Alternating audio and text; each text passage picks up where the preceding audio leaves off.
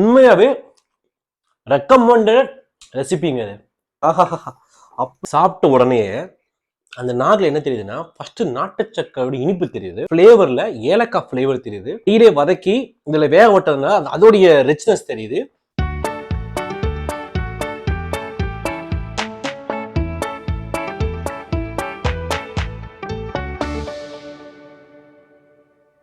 அஸ்ஸலாமு அலைக்கும், welcome to Dindigul Jaffer biryani. நான் உங்க ஃப்ரெண்ட் யாசின்.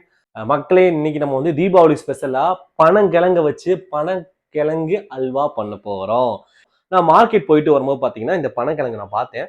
பொதுவா வந்து பாத்தீங்கன்னா எங்க ஜென்ரேஷன்ல நிறைய பேர் பாத்தீங்கன்னா நிறைய பேர் வந்து பனங்கிழங்க வேக வச்சு தள்ளுவண்டியை கொண்டு வந்து சேல்ஸ் பண்ணிட்டு இருந்தாங்க. இப்பெல்லாம் பாத்தீங்கன்னா இந்த பனங்கிழங்கு மாதிரி இப்ப அவைலபிள் இல்ல.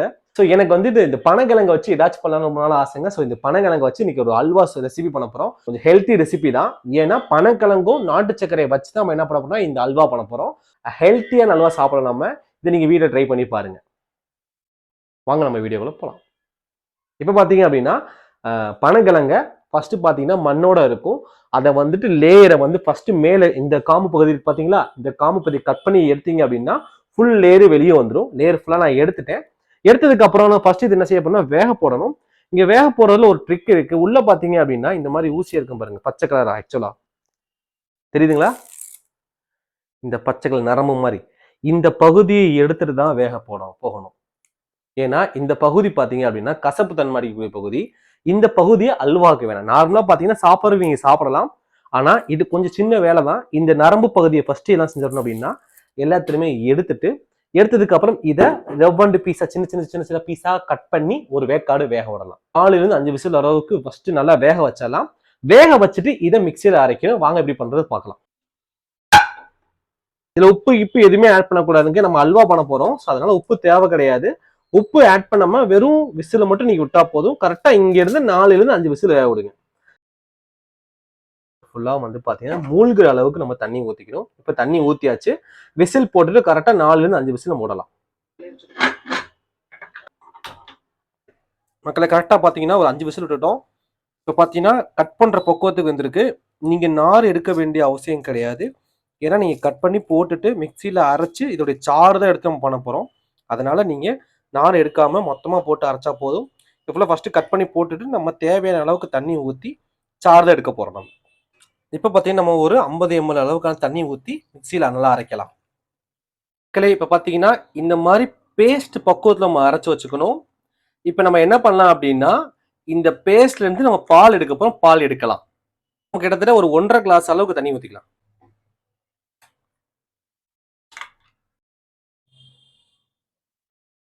அது வந்து சாரை ஊத்தி நல்லா இந்த மாதிரி கிண்டணும் அப்படின்னா, ஸ்ட்ரிப் பண்ணோம் அப்படின்னா என்ன ஆகும் அப்படின்னா அந்த சக்கை ஃபுல்லா ஃபில்டர் ஆகி வெறும் பால் மட்டும் இறங்கும். நமக்கு இந்த பால் தான் முக்கியம். இதுல நம்ம அல்வா பண்ண போறோம். கன்சிஸ்டன்சி வந்துச்சு அப்படின்னா நம்ம வந்து என்ன பண்ணலாம் அப்படின்னா அல்வா பண்ண ரெடி பண்ணலாம். இப்போ நம்ம வந்து அல்வாவுக்கு வந்துட்டு தேவையான திங்ஸை பண்ணலாம். அல்வாவுடைய ஃப்ளேவருக்காக நம்ம இப்போ வந்து ஒரு 6 ஏலக்காவை எடுத்து ஜீனி போட்டு நம்ம நார்மலாக அரைப்போம். இங்கே நம்ம என்ன பண்ண போறோம் அப்படின்னா நாட்டு சர்க்கரையில பண்றதுனால ஒரு 6 ஏலக்காவை எடுத்து அது கூட ஒரு 3 ஸ்பூன் அளவுக்கான நாட்டு சர்க்கரையை போட்டு பவுடர் அரைக்க போறோங்க. எதுக்காக நாட்டு சர்க்கரை நான் இதுல போடுறேன் அப்படின்னா ஏலக்காய் தனியா ஓட்டுனீங்கன்னா ஓடாது. இந்த மாதிரி நம்ம நாட்டு சர்க்கரையோட சேர்த்து அரைக்கும் போது நாட்டு சர்க்கரையோ அல்லது ஜீனியோடயோ போட்டு அரைக்கும் போது பாத்தீங்கன்னா ஏலக்காய் நல்லா பவுடர் ஆகும். அதுக்காகத்தான் நாங்க ப்ரிஃபர் பண்ணுவோம். இங்க நம்ம என்ன பண்ண போறோம் பாத்தீங்கன்னா நாட்டு சர்க்கரையை மெயினா யூஸ் பண்றதுனால நாட்டு சர்க்கரை போட்டு அரைக்க போறோம். இப்ப நம்ம வந்து ஏலக்காய் போட்டு ரெடி பண்ணிக்கலாம். இப்ப பாத்தீங்கன்னா எனக்கு கிட்டத்தட்ட 1 கப் அளவுக்கு பால் இருக்குங்க. இங்க ஒரு 50 ml அளவுக்கான தண்ணி ஊத்திக்கலாம். எதுக்கு அப்படின்னா நம்ம நாட்டு சர்க்கரையை வந்து என்ன செய்ய போறோம் அப்படின்னா சூடு பண்ண போறோம். நாட்டு சர்க்கரையில சில சமயங்கள் பாத்தீங்கன்னா கசடுகள் இருக்க வாய்ப்புகள் இருக்கு. ஸோ அதனால 1 கப் அளவுக்கு என்ன செய்ய போறோம் அப்படின்னா நாட்டு சர்க்கரை ஃபர்ஸ்ட் போட்டு அதுல இருந்து கசடை எடுக்க போறேன். அதாவது நல்லா ஹீட் பண்ணோம் அப்படின்னா ஆட்டோமேட்டிக்கா கசடை எல்லாம் கீழே தங்கிரும். அதை நம்ம லைட்டா ஃபில்டர் பண்ணி நம்ம எடுத்துக்கலாங்க. இப்ப பாத்தீங்கன்னா கம்ப்ளீட்டா ஃபுல்லா ட்ரையா, அதாவது கம்ப்ளீட்டா பாத்தீங்கன்னா கெட்டியே இல்லாம தண்ணியை லிக்விடா மாறிடுச்சுங்க. இது என்ன ஆகும் அப்படின்னா கீழே கெட்டியா இருக்க பொருள் எல்லாமே கீழே தங்கிரும். இது நம்ம லைட்டா ஃபில்டர் பண்ணிட்டு நம்ம வந்துட்டு அந்த நம்ம தனியா எடுத்து வச்சிருக்கக்கூடிய அந்த பாலை போட்டு நம்ம ரெடி பண்ண ஆரம்பிச்சிடலாம். நம்ம சலடை நம்ம டீ வடிகட்டும் பாத்தீங்களா, அது மாதிரி டீ வடிகட்டியில வச்சு நம்ம என்ன பண்ணலாம் அப்படின்னா ஃபில்டர் பண்ணி வச்சிடலாம் தனியா. 3 ஸ்பூன் அளவுக்கு நெய் ஊத்திக்கலாம். 1 2, 3. ஃபர்ஸ்ட் நம்ம என்ன பண்ணோம் அப்படின்னா, நெய் ஊற்றின உடனே முந்திரி பருப்பு மட்டும்தான் போடணும். ஏன்னா முந்திரி வந்து ஃப்ரை ஆகிறதுக்கு கொஞ்சம் லேட் ஆகும். ஸோ அதனால நெய் போட்ட உடனேயே முந்திரி போட்டு ஃபர்ஸ்ட் ஃப்ரை பண்ணிக்கலாம். அதோடைய கலர் மாறினதுக்கு அப்புறம் நம்ம என்ன பண்ணலாம், கிஸ்மிஸ் பழம் போடலாம். ஏன்னா கிஸ்மிஸ் பழம் சீக்கிரமாவே வெந்துடும். முந்திரி நீங்க உடச்சும் போடலாம், முழுசாவும் போடலாம். நான் இங்க என்ன பண்றேன் அப்படின்னா முழு முந்திரியாவே போட்டுடுறேன். கம்மியா பண்றதுனால நீங்க கொஞ்சம் பல்க் குவான்டிட்டி பண்ணும்போது உடச்சு போட்டால் கொஞ்சம் நிறைய பேருக்கு நிறைய வரும். அதுக்காக பண்ணலாம். இப்போ நல்லா முந்திரி வதங்க ஆரம்பிச்சு. முந்திரியோட கலர் பார்த்தீங்கன்னா லைட்டாக ப்ரௌனாக மாறுதுங்க. இந்த பக்குவம் வந்தமே என்ன பண்ணலாம் அப்படின்னா கிஸ்மிஸ் பழத்தை போட்டுடலாம். கிஸ்மிஸ் பழம் நல்லா உப்பி வந்துருச்சு. இப்போ நம்ம பால் ஊற்றிடலாம். இதோட நம்ம இப்போ என்ன பண்ணோம் அப்படின்னா நம்ம ஃபில்டர் பண்ணி வச்சிருக்கக்கூடிய நாட்டு சக்கரை பாலை கொஞ்சம் கொஞ்சமாக நம்ம ஆட் பண்ணணுங்க. ஏன்னா எடுத்தோடனே ஃபுல்லாக நீங்கள் ஆட் பண்ணிட்டீங்க அப்படின்னா அப்படின்னா கிண்டுறது கொஞ்சம் கஷ்டமாக இருக்கும். நம்ம ஃப்ளேவர் தெரிஞ்சுக்க முடியாது. கொஞ்சம் கொஞ்சமாக கொதிக்க கொதிக்க ஆட் பண்ணணும். கிட்டத்தட்ட பார்த்தீங்கன்னா கோதுமை அல்வா மாதிரி கொதிக்க கொதிக்க நம்ம ஆட் பண்ணணுங்க. இப்போ நம்ம என்ன பண்ணலாம்னா இது கரைச்சி வச்சுருக்கக்கூடிய அந்த நாட்டு சக்கரை பாலில் பாதி அளவுக்கு ஆட் பண்ணிக்கிறேன்.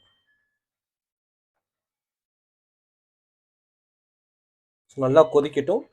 கொதிக்க கொதிக்க நம்ம ஆட் பண்ணிக்கலாம். ஏலக்காவை நம்ம ஆட் பண்ணிக்கலாம். இப்போ அடுப்பை எக்காரணத்தை கொண்டு ஃபாஸ்ட்டாக ஏற்றக்கூடாதுங்க. ஸ்லோ ஃப்ளேமில் வெந்துக்கிட்டே இருக்கணும். கிட்டத்தட்ட கோதுமை அல்வா பண்ணுற அதே ஃப்ளேவர் தான். கொஞ்சம் கொஞ்சமாக கிண்டிக்கிட்டே இருக்கணுங்க. நம்ம வந்து நாட்டு சக்கரை பாலை வந்து ஆட் பண்ணதுக்கப்புறம் கண்டிப்பாக லிக்விடாக இருக்கும். நீங்கள் பார்த்தே தெரியுங்க. பாருங்க, முதல்ல நம்ம கெட்டியாக இருந்துச்சு, இப்போ தண்ணியாக இருக்குது. ஸோ பயந்துடக்கூடாது. இது வத்துற வரைக்கும் கிண்டிக்கிட்டே இருக்கணுங்க. கொஞ்சம் கொஞ்சமாக கெட்டியாக ஆரம்பிக்குது. ஸோ இந்த பக்குவத்தில் நீங்கள் இனிப்பு பார்த்துக்கோங்க. இனிப்பு சரியா இருக்கும் பட்சத்துக்கு நீங்க விட்டுறலாம். இல்ல கம்மியா இருந்து நீங்க ஆட் பண்ணுங்க. நான் ஆட் பண்ணியிருந்தேன். கொஞ்சம் கம்மியா இருக்கும்போது ஃபீல் ஆகுது. ஆல்ரெடி பாதி ஆட் பண்ணியிருந்தேன். இப்போ இன்னும் கொஞ்சம் காவாசி அளவுக்கு ஆட் பண்றோம். 1/4 கப் அளவுக்கான சாரை ஊத்திட்டேன். இது நல்லா வத்தட்டும். இது கூட அப்படியே என்ன செஞ்சலாம் அப்படின்னா நல்லா வத்துற வரைக்கும் கிண்டிக்கிட்டே இருக்கணுங்க. நம்ம அல்வா பக்கத்துக்கு வந்துட்டே கொஞ்சம் கொஞ்சமா. ஸோ கிட்டத்தட்ட அதே ஃபிளேவர் தாங்க. என்ன மாதிரின்னு பாத்தீங்க அப்படின்னா கோதுமை அல்வா மாதிரி. இங்கே இருங்க, எந்த ஒரு கலர் பொடி நம்ம ஆட் பண்ணவே இல்லை. நம்ம யூஸ் பண்ணக்கூடிய நாட்டு சக்கரை பால் வந்து வந்த கலர் தான் இது. இங்க பாருங்க, ஒட்ட ஆரம்பிக்குது. பாருங்க, அல்வா பக்கத்தை எப்படி சுருளுது பாருங்க. ஸோ இந்த பக்கத்தை வர வர உங்களுக்கு தேவைன்னா நெய் நீங்க அதிகமா சாப்பிடுவீங்கன்னா நீங்க ஆட் பண்ணிக்கலாம். இங்க பாருங்க, அவ்வளவுதாங்க. இன்னும் 2 நிமிஷம் மட்டும் நிக்கட்டும். நான் நெய் ஆட் பண்ண போறேன். ஸ்டேஜ்ல நெய் ஆட் பண்ணா சூப்பரா இருக்கும். அதோடைய ஃபிளேவர் நல்லா இருக்கும். ஸோ அதுக்காக கரெக்டாக பார்த்தீங்கன்னா ஒரு ஸ்பூன் அளவுக்கு, பெரிய ஸ்பூன்ல 1 ஸ்பூன் அளவுக்கு நான் ஆட் பண்ணியிருக்கேன். அப்படியே கிண்டிட்டே இருங்க. அப்படியே ஒட்டவே இல்லை பாருங்க. ஆஹா, அப்படியே ஒரு கோதுமை அல்வா ஃபிளேவர் மாதிரியே இருக்கு பாருங்க. சட்டியில ஒன்னோட ஒன்று ஒட்டக்கூடாதுங்க பாருங்க. நம்ம ஊத்துற நெய் கக்குது. அப்ப என்ன அர்த்தம் அப்படின்னா இந்த ஃபிளேவர் நல்லா வெந்துருச்சுன்னு அர்த்தம். பண்ணக்கூடிய அல்வா வெந்துருச்சுன்னு அர்த்தம். உங்களுக்கு இதுலயே தெரியுங்க பாருங்க. கரண்டியில ஒட்டக்கூடாது. அப்படின்னா உதிர்ந்துடணும். அந்த பக்கம் அளவு நம்ம கிண்டிக்கிட்டே இருக்கணுங்க. அல்வா கிண்ட கிண்ட பாத்திரத்துல கொஞ்சம் கூட ஒட்டல பாருங்க. அல்வா மொத்தமா வந்து பவுண்ட் ஆயிடுச்சு பாருங்க. ஒன்னோட ஒண்ணு அது ஃபுல்லா ஒட்டிக்குச்சு. பாத்திரத்துல ஒட்டாம அது நல்லா சுருண்டுக்குச்சு பாங்க. அவ்வளவுதான். இந்த பக்கம் வந்து அவ்வளவுதாங்க. சுவையான ஹெல்த்தியான பனங்கிழங்கு அல்வா ரெடி ஆயிடுச்சுங்க. இதை நம்ம வந்து டேஸ்ட் பண்ணி பார்த்துடலாம். நல்ல கெட்டி ஆயிடுச்சு. கரெக்டாக நான் செஞ்சு ஒரு 20 நிமிஷம் வந்து அப்படியே வெளியே வச்சுட்டேன். நீங்கள் இன்னும் கொஞ்சம் கெட்டியாக வேணுங்கிற பட்சத்துக்கு இதுவே நல்லா கெட்டியாக தான் இருக்குது. இன்னும் கெட்டியாக வேணும்னா நீங்கள் ஃப்ரிட்ஜில் வச்சு சாப்பிட்டீங்கன்னா நல்லாயிருக்கும். இப்போ நான் என்ன பண்ணியிருக்கேன் அப்படின்னா எடுத்துட்டேன், அதை சாப்பிட்டு பார்க்கலாம். முந்திரி பருப்பு எடுத்திருக்கேன்.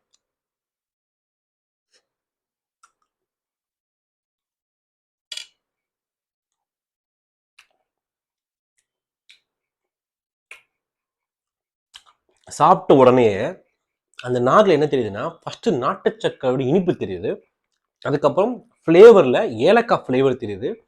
அதுக்கப்புறம் பார்த்தீங்கன்னா முந்திரி பருப்பு நம்ம நெய்யிலே வதக்கி இதில் வேக விட்டதுனால அதோடைய ரிச்னஸ் தெரியுது. ஃபைனலாக கிழங்கோடைய அந்த லைட்டான கசப்பு தன்மை தெரியுது.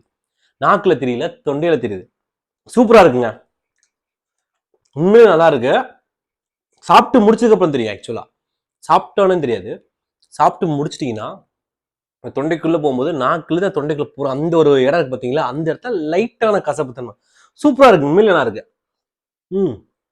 உண்மையாவே ரெக்கமெண்டட் ரெசிபிங்க. இது பர்சனலாக சொல்கிறேன். பார்த்தீங்கன்னா தீபாவளிக்கு இந்த டிஷ்ஷை மறக்காம ட்ரை பண்ணி பார்த்துட்டு எப்படி இருக்குன்னு சொல்லுங்க. இது தீபாவளி மட்டும் இல்லைங்க, யாரெல்லாம் புதுசாக நிறைய டிஷ்ஷஸ் ட்ரை பண்ண நினைக்கிறீங்களோ, ஹெல்த்தியாக சாப்பிட்ணும்னு நினைக்கிறீங்களோ, தாராளமாக இந்த டிஷ்ஷை ட்ரை பண்ணலாம். ட்ரை பண்ணி பார்த்துட்டு எப்படி இருக்குன்னு மறக்காம சொல்லுங்க. தேங்க்யூ.